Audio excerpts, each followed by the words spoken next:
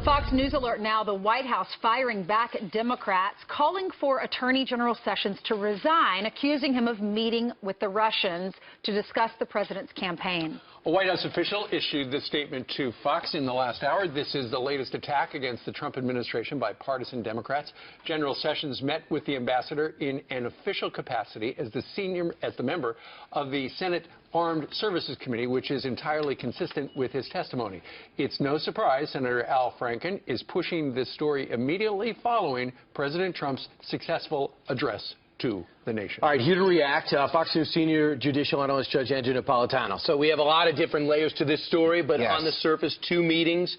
One was after a Heritage Foundation speech at the RNC and in around that area. The second one was evidently, reportedly, in his Senate chamber. The person he met with is the Russian ambassador to the United States, the same human being with whom General Michael Flynn had several phone conversations in the same time period now. From Trump Tower before the president was inaugurated.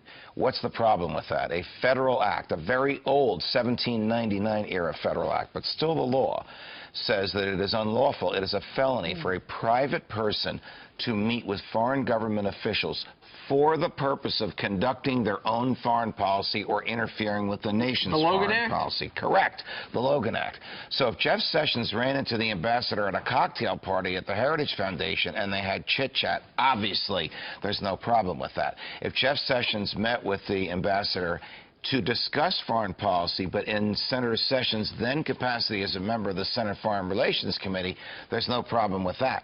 The problem appears to be that he didn't reveal this to the Senate Judiciary Committee when they asked questions about this when they were considering his nomination for Attorney General. I think they were asking questions about campaign, but he was still a U.S. Senator at that point, and I think that is his statement where, you know, I was just conducting myself as a member of the Senate. Yeah, and the other problem is, look, this is becoming a pain in the neck for the president. Sure. Was there a connection between the Russian government and the Trump-Pence campaign? And if so, what was the nature of that connection and who was involved in it and who knew about it? So what happens now? I don't know the answer to that, but I can tell you what array is out there, what menu of things is out there. The House could investigate. They can't indict. They can investigate. The Senate can investigate. They can't indict, but they can investigate. There'll be calls for a special prosecutor. That is, a person outside the Justice Department, but with his or her own budget, own FBI agents, own grand jury, exactly, and own ability to indict.